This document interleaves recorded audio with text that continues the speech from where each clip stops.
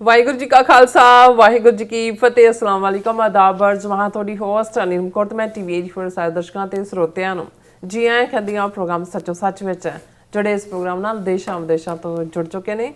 Khalsa affair centre ਦੇ ਸੰਚਾਲਕ doctor Amarjit Singh ji studio 'ਚ ਮੇਰੇ ਨਾਲ ਸ਼ਾਮਿਲ ਨੇ। ਉਹਨਾਂ ਨਾਲ ਗੱਲਬਾਤ ਕਰਕੇ ਅੱਜ ਦਾ ਐਮਿਸ਼ਨ ਸਪੋਰਟ ਉਹਨਾਂ ਤੋਂ ਉਹਨਾਂ ਦਾ ਤਜ਼ੀਆ ਜਾਣਦੇ ਹਾਂ।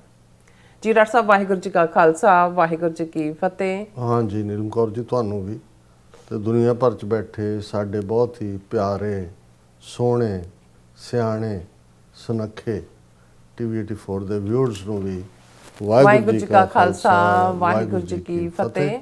ਸਾਡੇ ਬਹੁਤ ਹੀ ਪਿਆਰੇ ਮੁਸਲਮਾਨ ਭੈਣਾਂ ਭਰਾਵਾਂ ਨੂੰ ਅਸਲਾਮ ਅਲੈਕਮ।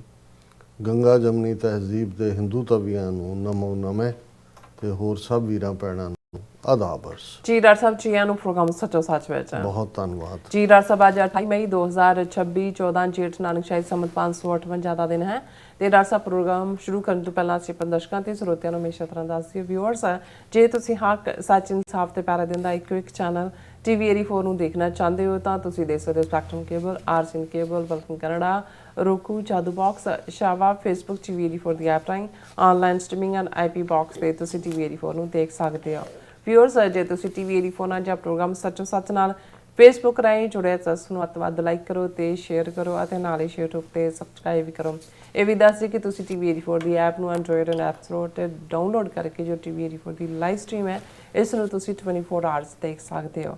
ਸੋ ਵਿਊਅਰਸ ਪ੍ਰੋਗਰਾਮ ਦੀ ਸ਼ੁਰੂਆਤ ਕਰਨ ਜਾ ਰਹੇ ਹਾਂ ਅੱਜ ਦੀ ਸਪਾਂਸਰਸ਼ਿਪ ਦੇ ਵਾਲੇ ਨਾਲ ਕਿ ਅੱਜ ਦੇ ਪ੍ਰੋਗਰਾਮ ਸੱਚੋ ਸੱਚ ਨੂੰ ਸਪਾਂਸਰ ਕੀਤਾ ਗਿਆ ਮੈਲਬਰਨ ਆਸਟ੍ਰੇਲੀਆ ਤੋਂ ਸਰਦਾਰ ਅਮਰਜੋਤ ਸਿੰਘ ਜੁਰਾਂ ਵੱਲੋਂ। ਸੋ ਇਹਨਾਂ ਨੇ ਟੀਵੀ 84 ਦੀ ਸਪੋਰਟ ਕਰਨ ਲਈ ਗਿਆ ਔਰ ਸਿੱਖ ਕੌਮ ਦੀ ਚੜ੍ਹਦੀ ਕਲਾ ਤੇ ਖਾਲਿਸਤਾਨ ਦੀ ਪ੍ਰਾਪਤੀ ਦੀ ਅਰਦਾਸ ਕੀਤੀ ਹੈ। ਸੋ ਅੱਜ ਦੀ ਸਪਾਂਸਰਸ਼ਿਪ ਲਈ ਅਸੀਂ ਸਰਦਾਰ ਅਮਰਜੋਤ ਸਿੰਘ ਜੁਰਾਂ ਦਾ ਤਹਿ ਦਿਲ ਤੋਂ ਧੰਨਵਾਦ ਕਰਦੇ ਹਾਂ ਔਰ ਤੁਹਾਨੂੰ ਵੀ ਅਪੀਲ ਤੇ ਬੇਨਤੀ ਕਰਦੇ ਹਾਂ ਕਿ ਤੁਸੀਂ ਪ੍ਰੋਗਰਾਮ ਸੱਚੋ ਸੱਚ ਨੂੰ ਵੱਧ ਤੋਂ ਵੱਧ ਸਪਾਂਸਰ ਕਰੋ। ਸਪਾਂਸਰਸ਼ਿਪ ਲਈ ਤੁਸੀਂ ਸਾਨੂੰ ਕਾਲ ਕਰ ਸਕਦੇ ਹੋ ਸਾਡੇ ਫੋਨ ਨੰਬਰ ਤੇ 5166619184 ਸੇਮ ਨੰਬਰ ਤੇ WhatsApp ਕਰ ਸਕਦੇ ਹੋ। ਤੁਸੀਂ ਸਾਨੂੰ ਈਮੇਲ ਵੀ ਕਰ ਸਕਦੇ ਹੋ info@tv84.tv ਤੇ।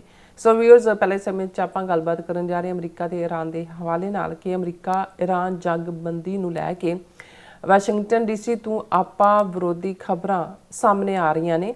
ਪਹਿਲਾਂ ਇੱਕ ਸਰੋਤ ਤੋਂ ਇੱਕ ਖਬਰ ਆਈ ਹੈ ਕਿ ਅਮਰੀਕਾ ਤੇ ਈਰਾਨ ਵਿਚਾਲੇ 60 ਦਿਨਾਂ ਲਈ ਹੋਰ ਜੰਗਬੰਦੀ ਵਧਾਉਣ ਦਾ ਫੈਸਲਾ ਹੋ ਗਿਆ ਔਰ ਇਸ ਦੌਰਾਨ ਈਰਾਨ ਦੇ ਜਿਹੜੇ ਨਿਊਕਲੀਅਰ ਪ੍ਰੋਗਰਾਮ ਸੰਬੰਧੀ ਗੱਲਬਾਤ ਹੋਵੇਗੀ। ਪਰ ਹੁਣ ਤਾਜ਼ਾ ਖਬਰ ਅਨੁਸਾਰ ਵਾਈਸ ਪ੍ਰੈਜ਼ੀਡੈਂਟ JD ਵੈਂਸ ਨੇ ਕਿਹਾ ਕਿ ਅਜੇ ਕੁਝ ਮੁੱਦਿਆਂ ਤੇ ਗੱਲਬਾਤ ਫਸੀ ਹੋਈ ਹੈ ਔਰ ਪਤਾ ਨਹੀਂ ਦੋਵਾਂ ਧਿਰਾਂ ਵਿੱਚ ਕਦੋਂ ਸਮਝੌਤਾ ਹੋਵੇਗਾ।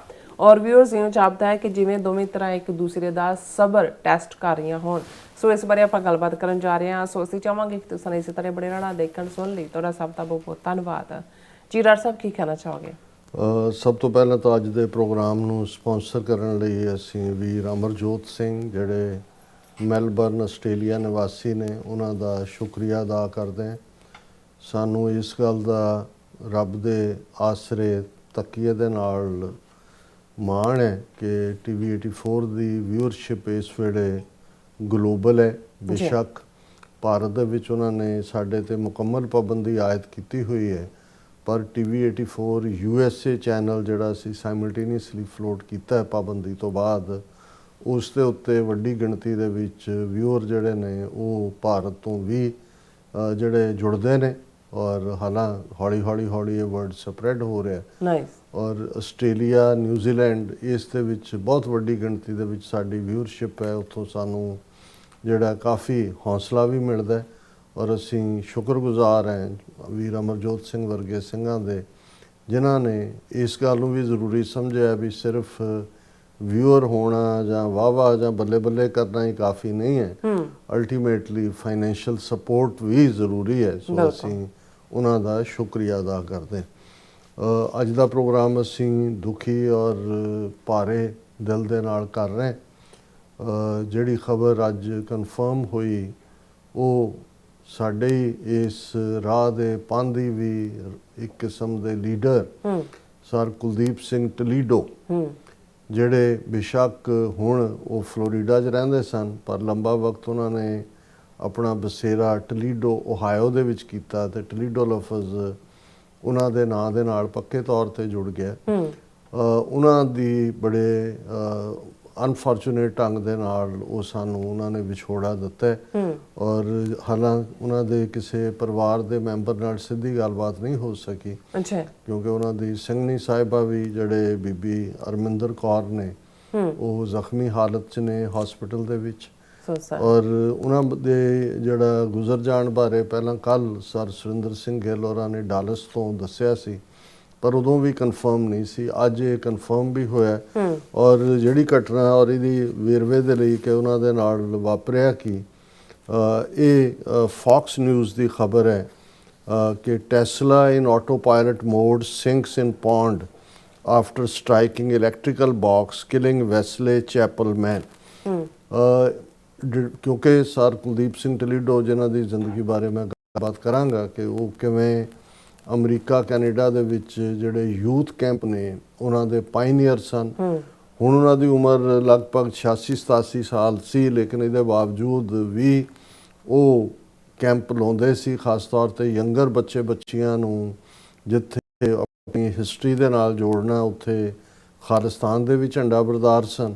ਔਰ ਡਿਟਰੋਇਟ ਦੇ ਵਿੱਚ ਜਿਹੜੇ ਕੈਂਪ ਜਾਂ ਰਿਟਰੀਟ ਤੋਂ ਦੋਵੇਂ ਜੀ ਹਸਬੈਂਡ ਵਾਈਫ ਵਾਪਸ ਮੁੜ ਰਹੇ ਸੀ ਡਿਟਰੋਇਟ ਤੋਂ, ਉਹ ਟੈਂਪਾ ਫਲੋਰੀਡਾ ਜਿੱਥੇ ਉਹ ਰਹਿੰਦੇ ਸੀ ਟੈਂਪਾ ਤੇ, ਔਰ ਟੈਸਲਾ ਕਾਰ ਸੀ ਆਟੋ ਡਰਾਈਵਰ ਦੇ ਉੱਤੇ। ਔਰ ਇਹ ਜਿਹੜੀ ਫੌਕਸ ਨਿਊਜ਼ ਦੀ ਖਬਰ ਹੈ ਉਹਦੇ ਮੁਤਾਬਕ ਇਹ ਹੈ ਕਿ ਵੀ ਇਹ ਜਿਹੜੀ SUV ਆਟੋ ਪਾਇਲਟ ਮੋਡ ਦੇ ਉੱਤੇ ਸੀ ਔਰ ਇਸ ਨੇ ਜਿਹੜਾ ਹੈ ਉਹ ਵਹੀਕਲ ਉਹਨਾਂ ਦੀ ਇੱਕ ਇਲੈਕਟ੍ਰੀਕਲ ਬਾਕਸ ਦੇ ਨਾਲ ਟਕਰਾਈ ਤੇ ਹੌਲੀ ਹੌਲੀ ਮੂਵ ਕਰਦੇ ਨੇੜੇ ਇੱਕ ਪੌਂਡ ਸੀ, ਪਾਣੀ ਦਾ ਵੱਡਾ ਛੱਪੜ ਸੀ, ਤਲਾਬ ਸੀ, ਉਸ ਦੇ ਵਿੱਚ ਜਾ ਡੁੱਬੀ।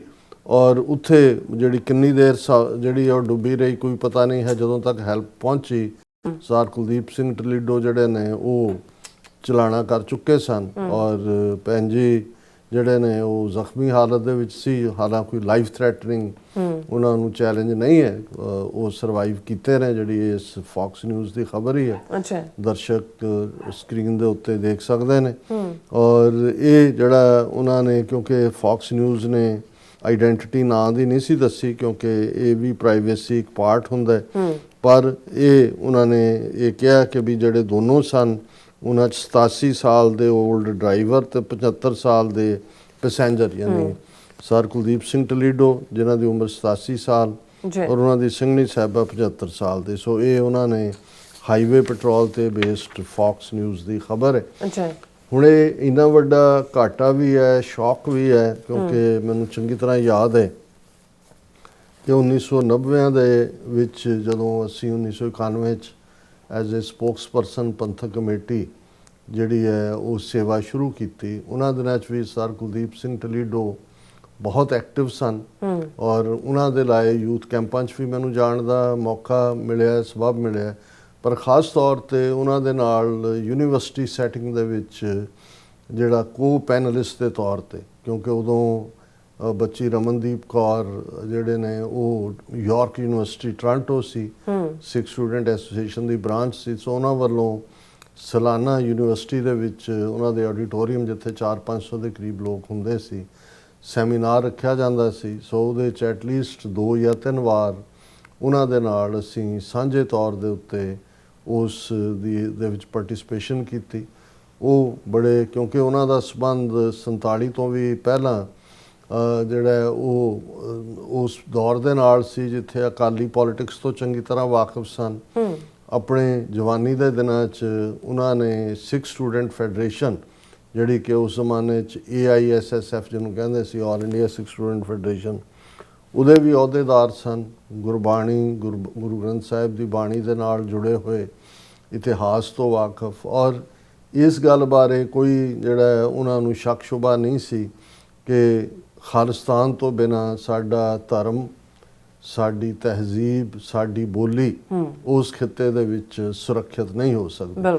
ਔਰ ਉਹਨਾਂ ਨੇ ਇਸ ਕੈਂਪ ਮੂਵਮੈਂਟ ਨੂੰ ਬਹੁਤ ਚੰਗੇ ਢੰਗ ਦੇ ਨਾਲ ਜਿਹੜਾ ਉਹ ਥਾਂ ਜਾ ਕੇ ਆਰਗੇਨਾਈਜ਼ ਕੀਤਾ। ਜਿਵੇਂ ਇੱਥੇ ਨਿਊ ਜਰਸੀ ਦੇ ਵਿੱਚ ਸਰਦਾਰ ਉਜਾਗਰ ਸਿੰਘ ਸਨ, ਔਰ ਇਸੇ ਤਰ੍ਹਾਂ ਉਹਨਾਂ ਦਿਨਾਂ ਦੇ ਵਿੱਚ ਹੀ ਡਾਕਟਰ ਗੁਰਬਖਸ਼ ਸਿੰਘ ਜਿਹੜੇ dean Punjab agriculture university Ludhiana ਦੇ ਸਨ, ਉਹਨਾਂ ਨੇ ਵੀ ਇਹ ਸਾਰੇ ਦੇ ਵਿੱਚ ਆਪਣਾ ਯੋਗਦਾਨ ਪਾਇਆ ਹੋਇਆ ਹੈ। ਪਰ ਕੁਲਦੀਪ ਸਿੰਘ ਢਿਲੀਡੋ ਸਿਰਫ ਇੱਕ ਕੈਂਪਰ ਜਾਂ ਕੈਂਪ ਤੱਕ ਉਹਨਾਂ ਦਾ ਮਹਿਦੂਦ ਨਹੀਂ ਸੀ। ਜਿਵੇਂ ਮੈਂ ਕਿਹਾ ਕਿ ਉਸ ਤੋਂ ਬਾਅਦ ਜਦੋਂ ਬਾਕੀਆਂ ਨੇ ਵੀ ਕੈਂਪ ਲਾਉਣੇ ਸ਼ੁਰੂ ਕਰ ਦਿੱਤੇ ਔਰ ਬਹੁਤ ਸਾਰਾ ਜਿਹੜਾ ਹੈ ਹੇਮਕੁੰਡ ਫਾਊਂਡੇਸ਼ਨ ਔਰ ਉਹਦੇ 'ਚ ਹੋਰ ਵੀ ਕਈ ਕੁਛ ਆਇਆ, ਤੇ ਉਹਨਾਂ ਨੇ ਫਿਰ ਜਿਵੇਂ ਸਿਆਣਾ ਨਾਂ ਦੇ ਥੱਲੇ ਵੀ ਉਹਨਾਂ ਨੇ ਜਿਹੜਾ ਫਰਦਰ ਸਪੀਚ ਕੰਪੀਟੀਸ਼ਨ, ਡੈਕਲਾਮੇਸ਼ਨ ਕੰਟੈਸਟ ਥਾਂ ਥਾਈਂ ਉਹਨਾਂ ਨੇ ਜਾਣਾ। ਔਰ ਫਰਕ ਇੰਨਾ ਹੈ ਕਿ ਵੀ ਦੂਸਰੇ ਵੀ ਜਿਹੜੇ ਡੈਕਲਾਮੇਸ਼ਨ ਕੰਟੈਸਟ ਜਾਂ ਦੂਜੇ ਹੇਮਕੁੰਡ ਫਾਊਂਡੇਸ਼ਨ ਦੇ ਥੱਲੇ ਵੀ ਹੁੰਦਾ, ਪਰ ਤੁਹਾਨੂੰ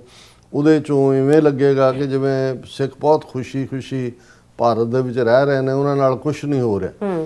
ਲੇਕਿਨ ਇਹਨਾਂ ਦੀ ਖਾਸੀਅਤ ਇਹ ਸੀ ਕਿ ਇਹਨਾਂ ਦੇ ਡੈਕਲਾਮੇਸ਼ਨ ਕੰਟੈਸਟ ਦੇ ਟੌਪਿਕ ਵੀ ਤੇ ਜਿਹੜਾ ਕੈਂਪਾਂ ਦੇ ਵਿੱਚ ਵੀ ਕੋਈ ਨਾ ਕੋਈ ਸਪੀਕਰ ਇਸ ਕਿਸਮ ਦਾ ਹੁੰਦਾ ਸੀ ਜਿਹਦੇ ਥੱਲੇ ਉਹਨਾਂ ਨੇ ਜਿਹੜਾ ਕੌਮੀ ਘਰ ਖਾਲਿਸਤਾਨ ਦੀ ਐਡਵੋਕੇਸੀ ਨੂੰ ਜਿਹੜਾ ਉਹ ਸਾਹਮਣੇ ਲਿਆਉਣ।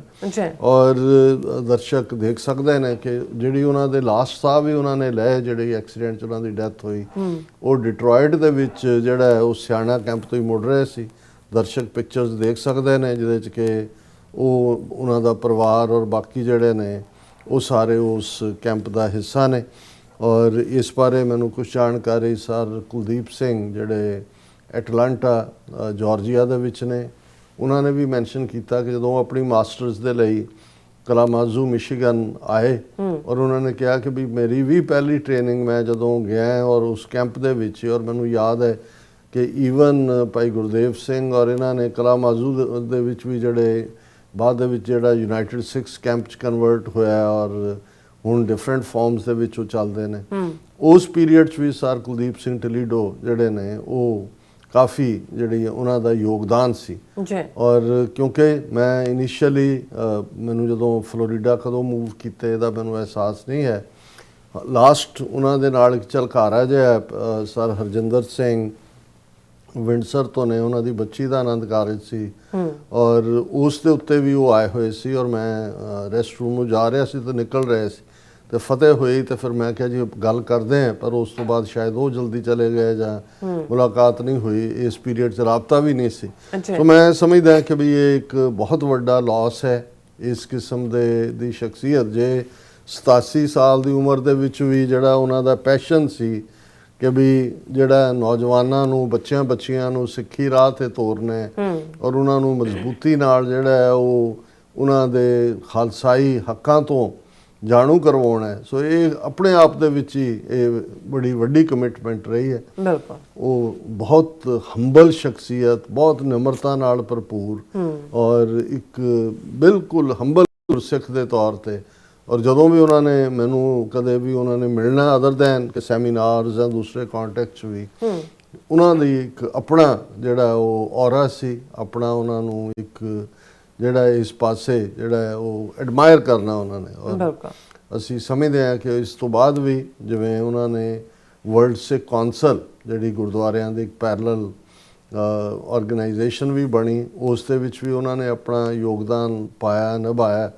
ਸੋ ਅਸੀਂ ਜਿਹੜਾ ਮੇਰੇ ਲਈ ਇਹ ਪਿਛਲੇ ਕੱਲ੍ਹ ਤੋਂ ਹੀ ਜਦੋਂ ਪਤਾ ਲੱਗਿਆ, ਔਰ ਮੇਰਾ ਇਹ ਸੀ ਕਿ ਵਾਹਿਗੁਰੂ ਕਰੇ ਵੀ ਖਬਰ ਇਹ ਠੀਕ ਨਾ ਹੋਏ, ਲੇਕਿਨ ਅੱਜ ਜਦੋਂ ਕਿ ਇਹ ਸਾਰੀ ਕਨਫਰਮੇਸ਼ਨ ਹੋਈ, ਸਾਡੇ ਕੋਲ ਡੀਟੇਲ ਤਾਂ ਨਹੀਂ ਹੈ ਲੇਕਿਨ ਵੀਰ ਕੁਲਦੀਪ ਸਿੰਘ ਐਟਲਾਂਟਾ ਜਾਰਜੀਆ ਨੇ ਦੱਸਿਆ ਕਿ ਜਿਹੜਾ ਉਹਨਾਂ ਦਾ ਸੋਰਸ ਹੈ ਉਹਨਾਂ ਦੇ ਮੁਤਾਬਕ 6 ਜੂਨ ਨੂੰ ਉਹਨਾਂ ਦਾ ਅੰਤਮ ਸੰਸਕਾਰ ਔਰ ਅਰਦਾਸ ਹੋਏਗੀ।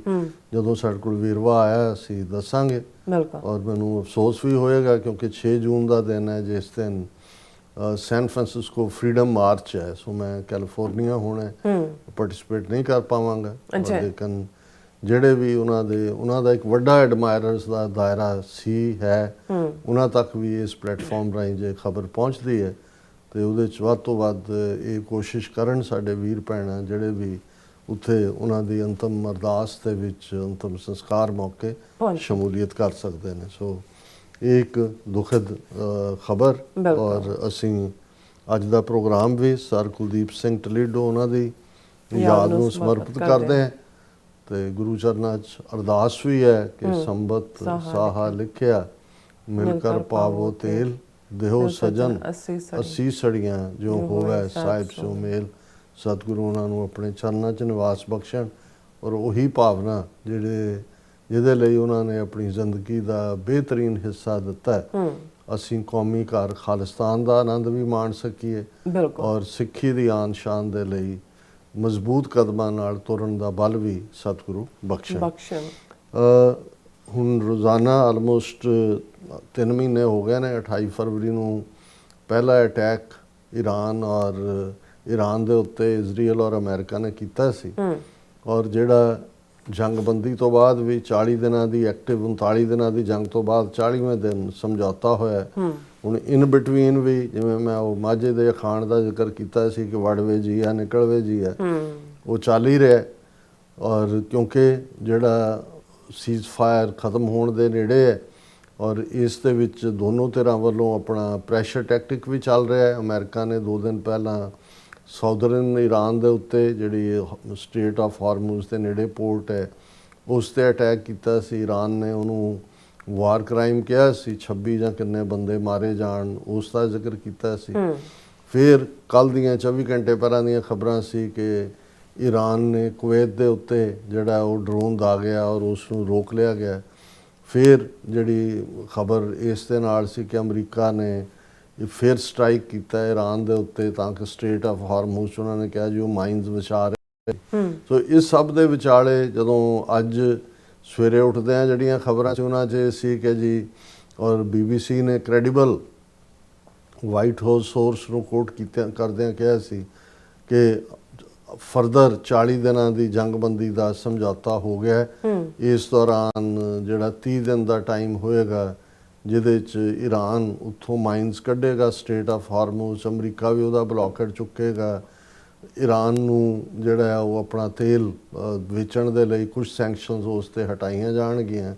ਕੁਝ ਸੋਰਸਿਸ ਦਾ ਇਹ ਵੀ ਕਹਿਣਾ ਸੀ ਕਿ ਜਿਹੜਾ ਆਲਮੋਸਟ $24 ਬਿਲੀਅਨ ਈਰਾਨ ਦਾ ਫਰੀਜ਼ ਕੀਤਾ ਹੋਇਆ ਉਹ ਅਮਰੀਕਾ ਇਮੀਡੀਏਟ ਰਿਲੀਜ਼ ਕਰੇਗਾ ਔਰ ਫਿਰ 40 ਦਿਨ ਜਾਂ 60 ਦਿਨ ਕੁਛ ਇਸ ਕਿਸਮ ਦਾ ਸ਼ਾਇਦ 60 ਦਿਨ ਕਿ ਵੀ ਇਸ ਸਾਰੇ ਦੇ ਦੌਰਾਨ ਫਿਰ ਜਿਹੜਾ ਈਰਾਨ ਦਾ ਨਿਊਕਲੀਅਰ ਪ੍ਰੋਗਰਾਮ ਹੈ ਉਸ ਦੇ ਉੱਤੇ ਗੱਲਬਾਤ ਹੋਏਗੀ। ਸੋ ਜਦੋਂ ਅਸੀਂ ਜਿਹੜਾ ਫਾਈਨਲ ਅੱਜ ਦੇ ਪ੍ਰੋਗਰਾਮ ਨੂੰ ਫਾਈਨਲ ਸ਼ੇਪ ਦੇ ਰਹੇ ਸੀ ਤੇ ਅਸੀਂ ਤਾਂ ਹੈਡਲਾਈਨ ਇਹੀ ਦਿੱਤੀ ਕਿ ਸਮਝੌਤਾ ਹੋ ਗਿਆ ਔਰ ਇਹ ਹੈ।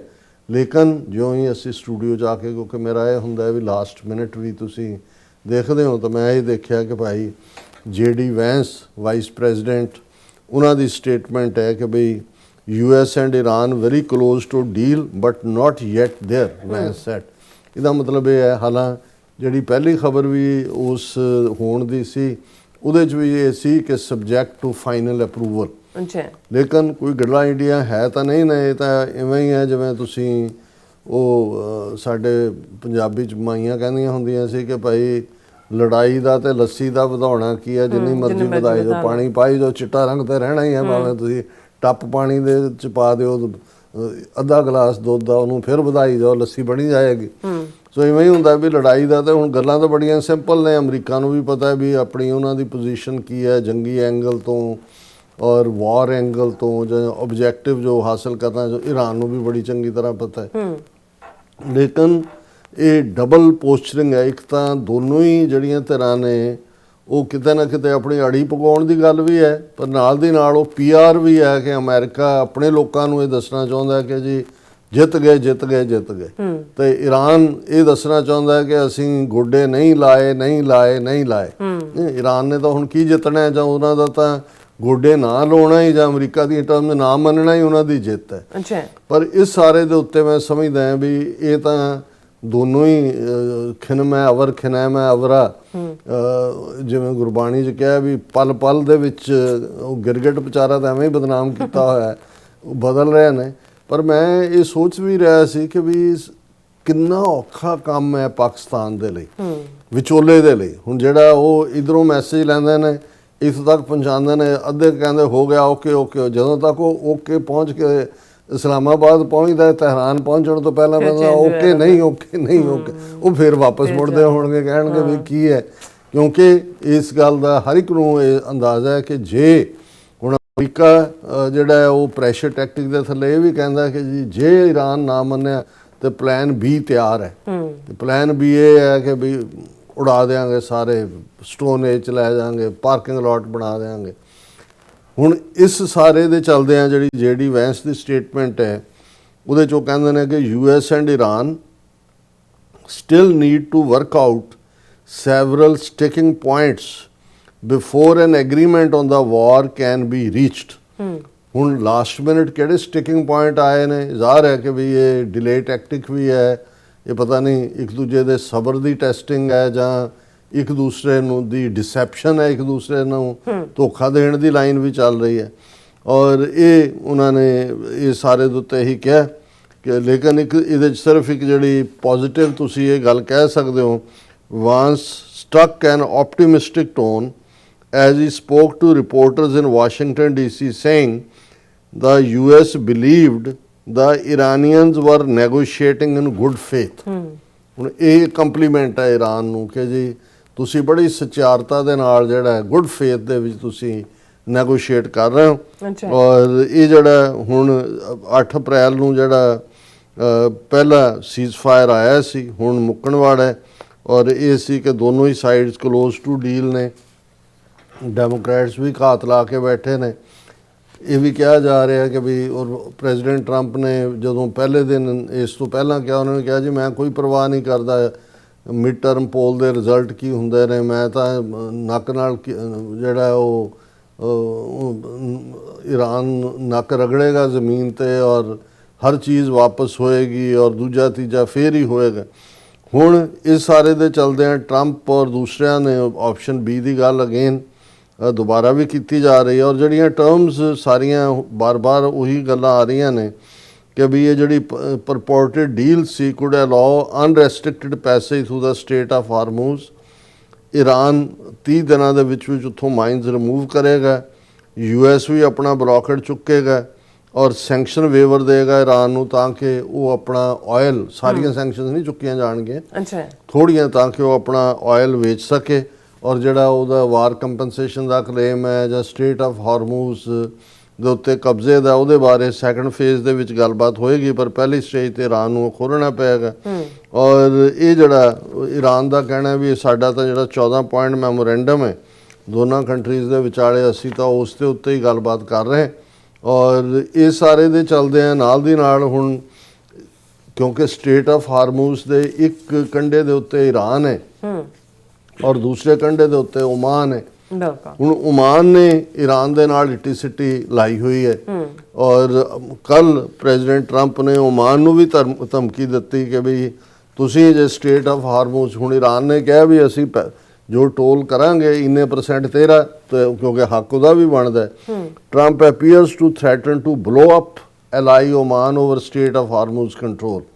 ਹੁਣ ਪ੍ਰੈਜ਼ੀਡੈਂਟ ਟਰੰਪ ਨੇ ਓਮਾਨ ਨੂੰ ਵੀ ਧਮਕੀ ਦਿੱਤੀ ਕਿ must behave or he would blow them up when he was asked if he would accept a short term deal to allow Iran and Gulf state to control the state of। ਹੁਣ ਉਹਨੂੰ ਵੀ ਦੱਸਤਾ ਕਿ ਵੀ ਜੇ ਤੂੰ Iran ਦੇ ਨਾਲ ਖੜਿਆ ਤੈਨੂੰ ਵੀ ਉਡਾ ਦੇਵਾਂਗੇ। ਸੋ ਹੁਣ ਉਡਾਣਾ ਸਭ ਨੂੰ ਸੌਖਾ ਲੱਗ ਰਿਹਾ ਔਰ ਇਹ ਸਾਰੇ ਦੇ ਚੱਲਦੇ ਆ ਅਗੇਨ ਕੱਲ ਤੱਕ ਪਹੁੰਚਦੇ ਆ। ਹੁਣ ਜੇ JD ਵੈਂਸ ਇਹ ਵਿਚਾਰਿਆ ਖੁਦ ਪ੍ਰੈਜ਼ੀਡੈਂਸ਼ੀਅਲ ਕੈਂਡੀਡੇਟ ਹੈ ਨੈਕਸਟ ਟਰਮ ਲਈ, ਦੂਸਰੇ ਪਾਸੇ Marco Rubio secretary of state ਵੀ ਪ੍ਰੈਜ਼ੀਡੈਂਸ਼ੀਅਲ ਕੈਂਡੀਡੇਟ ਹੈ ਤੇ ਮਾਰਕੋ ਰੂਬੀਓ ਤੀਲੀ ਲਾਉਂਦਾ ਹੈ, ਉਹ ਤਿੱਖੀ ਜਿਹੀ ਗੱਲ ਕਰੇਗਾ। JD ਵੈਂਸ ਜਿਹੜਾ ਵਿਚਾਰਾ ਇਹ ਐਂਬੂਲੈਂਸ ਵਾਲਾ ਪਾਰਟ ਆ ਕੇ ਜ਼ਖਮ ਤੇ ਮਲਮ ਵੀ ਲਾ ਦਿੰਦਾ ਹੈ, ਥੋੜਾ ਬਹੁਤ ਦਵਾਈ ਵੀ ਦੇ ਦਿੰਦਾ ਵੀ ਸਵਾ ਦਿੰਦੇ ਆ, ਸੌ ਜਾਂਦੇ। ਹੁਣ ਕੱਲ ਤੱਕ ਅਗਲੇ 24 ਘੰਟੇ 'ਚ ਰੂਬੀਓ ਔਰ ਵੈਂਸ 'ਚੋਂ ਅਗਲਾ ਕਿਹੜਾ ਪਾਤਰ ਹੋਏਗਾ। ਪਰ ਇਵੈਂਚੁਅਲੀ ਗਰਾਊਂਡ ਰਿਐਲਿਟੀ ਇਹ ਹੈ ਵੀ ਇਹਦੇ 'ਚ ਕਿਸੇ ਲਈ ਵੀ ਜਿਹੜੀ ਆ ਉਹ ਐਬਸੋਲੂਟ ਵਿਕਟਰੀ ਕਲੇਮ ਨਹੀਂ ਕੀਤੀ ਜਾ ਸਕਦੀ। ਈਰਾਨ ਨੇ ਆਪਣੀ ਪੋਜੀਸ਼ਨ ਜੋ ਲਈ ਹੋਈ ਹੈ ਔਰ ਅਮਰੀਕਾ ਜਿਹੜਾ ਉਹ ਜੇ ਆਪਣੀ ਆਈ ਤੇ ਆਏਗਾ ਫਿਰ ਉਹ ਤਬਾਹੀ ਤਾਂ ਉਹ ਤਾਂ ਪਲਾਨ B ਦੇ ਥੱਲੇ ਹੈ ਹੀ ਹੈ। ਪਰ ਮੈਨੂੰ ਇਹ ਲੱਗਦਾ ਵੀ ਪ੍ਰੈਜ਼ੀਡੈਂਟ ਟਰੰਪ ਦਾ ਜਿਹੜਾ ਬੇਸਿਕ ਜੋਜ਼ ਹੈ, ਜਿਹੜਾ ਜਿਹਨੂੰ ਅਸੀਂ ਗ੍ਰੇਨ ਕਹਿੰਦੇ ਹਾਂ, ਉਹ ਜੰਗਬਾਜ਼ਾਂ ਵਾਲਾ ਨਹੀਂ ਹੈ, ਉਹ ਅਮਨ ਪਸੰਦਾਂ ਵਾਲਾ ਹੈ, ਵਪਾਰੀਆਂ ਵਾਲਾ ਹੈ, ਡੀਲ ਮੇਕਰ ਵਾਲਾ ਹੈ। ਔਰ ਹੋਪਫੁਲੀ ਇਹ ਸਾਰੇ 'ਚ ਇੱਕ ਦੂਸਰੇ ਦੀ ਪੇਸ਼ੈਂਸ ਵੀ ਟੈਸਟ ਹੋ ਰਹੀ ਹੈ ਔਰ ਗੱਲਬਾਤ ਦੇ ਵਿੱਚ ਮੈਕਸਿਮਮ ਜਿਹੜਾ ਕੰਸੈਸ਼ਨ ਲੈਣ ਦੀ ਗੱਲ ਵੀ ਇਹ ਸਾਰੇ ਚੱਲ ਰਹੀ ਹੈ। ਪਰ ਹੋਪ ਇਹੀ ਕਰਦੇ ਹਾਂ ਕਿ ਇਵੈਂਚੁਅਲੀ ਇਹਨਾਂ ਦਿਨਾਂ ਦੇ ਵਿੱਚ ਐਕਸਟੈਂਸ਼ਨ ਹੀ ਹੋਏਗੀ। ਅਜੇ ਤਾਂ ਨਹੀਂ ਹੈ ਕਿ ਵੀ ਟੋਟਲ ਜਿਵੇਂ ਪਿਛਲੇ ਕੱਲ ਚੀਨ ਦੇ ਫੋਰਨ ਮਿਨਿਸਟਰ ਨੇ ਕਿਹਾ ਸੀ UN ਸਿਕਿਉਰਿਟੀ ਕਾਉਂਸਲ 'ਚ ਕਿ ਬਈ ਜਿਹੜੀ ਚੀਜ਼ ਜਦੋਂ ਬਰਫ਼ ਵੀ ਪੈ ਕੇ ਹਟਦੀ ਹੈ ਤੇ ਉਹਨੂੰ ਜਿਹੜਾ ਉਹ ਜੰਮਦਿਆਂ ਵੀ 3-4 ਦਿਨ ਲੱਗਦੇ ਨੇ। ਸੋ ਜਿਹੜੇ ਪੁਰਾਣੇ ਮਸਲੇ ਹੁੰਦੇ ਨੇ ਓਵਰਨਾਈਟ ਨਹੀਂ ਹੁੰਦੇ, ਪਰ ਜੇ 40 ਜਾਂ 60 ਦਿਨ ਜਿੰਨਾ ਵੀ ਐਕਸਟੈਂਡ ਹੋ ਜਾਂਦਾ ਹੈ ਸੀਜ਼ ਫਾਇਰ, ਤਾਂ ਉਹ ਇੱਕ ਮੌਕਾ ਹੋਏਗਾ ਜਿਹਦੇ 'ਚ ਫਰਦਰ ਜਿਹੜੇ ਇਸ਼ੂ ਨੇ ਉਹਨਾਂ ਨੂੰ ਰਿਜ਼ੋਲਵ ਕੀਤਾ ਜਾ ਜੀ ਡਾਕਟਰ ਸਾਹਿਬ ਤੁਹਾਡਾ ਬਹੁਤ ਬਹੁਤ ਸ਼ੁਕਰੀਆ। ਸੌਥ ਲੈਣ ਬ੍ਰੇਕ ਤੇ ਜਾਣ ਤੋਂ ਪਹਿਲਾਂ ਅਸੀਂ ਆਪਣੇ ਦਰਸ਼ਕਾਂ ਦੇ ਸਰੋਤਿਆਂ ਨੂੰ ਅਪੀਲ ਤੇ ਬੇਨਤੀ ਕਰਦੀ ਵੀ ਔਰ ਸਾਰੇ ਜਿਸ ਤਰ੍ਹਾਂ ਤੁਸੀਂ ਜਾਣਦੇ ਹੋ ਕਿ TV 84 ਹੱਕ ਸੱਚ ਇਨਸਾਫ ਦੀ ਆਵਾਜ਼ ਬੁਲੰਦ ਕਰ ਰਿਹਾ ਹੈ। ਇਹ ਆਵਾਜ਼ ਤੁਹਾਡੇ ਪਿਆਰ ਸਦਕਾ, ਤੁਹਾਡੇ ਵਿਸ਼ਵਾਸ ਸਦਕਾ, ਤੁਹਾਡੇ ਡੋਨੇਸ਼ਨ ਸਦਕਾ ਹੀ ਹੋ ਸਕਦੀ ਹੈ। ਸੋ ਅਸੀਂ ਚਾਹਾਂਗੇ ਕਿ ਤੁਸੀਂ TV 84 ਦੀ ਚੜ੍ਹਦੀ ਕਲਾ ਲਈ ਵੱਧ ਤੋਂ ਵੱਧ ਡੋਨੇਟ ਕਰੋ। ਡੋਨੇਟ ਕਰਨ ਲਈ ਸਾਡੀ ਵੈਬਸਾਈਟ TV84.tv ਤੇ ਜਾ ਕੇ ਪੇਪਾਲ ਦੀ ਵਰਤੋਂ ਕਰਕੇ 1 ਟਾਈਮ ਡੋਨੇਟ ਕਰ ਸਕਦੇ ਹੋ, ਮੰਥਲੀ ਡੋਨੇਟ ਵੀ ਕਰ ਸਕਦੇ ਹੋ। ਤੁਸੀਂ TV 84 ਦੇ ਨਾਮ ਤੇ ਚੈੱਕ ਬਣਾ ਕੇ ਸਾਨੂੰ ਮੇਲ ਵੀ ਕਰ ਸਕਦੇ ਹੋ ਸਾਡੇ ਇਸ ਪਤੇ ਤੇ 36-01 37th Avenue, Long Island City, New York 11101 USA, ਜਾਂ ਫਿਰ ਤੁਸੀਂ ਸਾਨੂੰ ਫੋਨ ਰਾਹੀਂ ਵੀ ਸੰਪਰਕ ਕਰ ਸਕਦੇ ਹੋ 5166191984। ਤੁਸੀਂ ਸਾਨੂੰ ਈਮੇਲ ਵੀ ਕਰ ਸਕਦੇ ਹੋ info@tv84.tv ਤੇ। ਅਸੀਂ ਤੁਹਾਡੇ ਤਹਿ ਦਿਲ ਤੋਂ ਸ਼ੁਕਰਗੁਜ਼ਾਰ ਹੋਵਾਂਗੇ। ਇਸ ਵਕਤ ਲੈਣੇ ਬ੍ਰੇਕ ਵਿਊਅਰਸ ਤੁਸੀਂ ਇਸੇ ਤਰ੍ਹਾਂ ਬਣੇ ਰਹਿਣਾ। ਮਿਲਦੇ ਆਫਟਰ ਦਿਸ ਸ਼ਾਰਟ ਬ੍ਰੇਕ।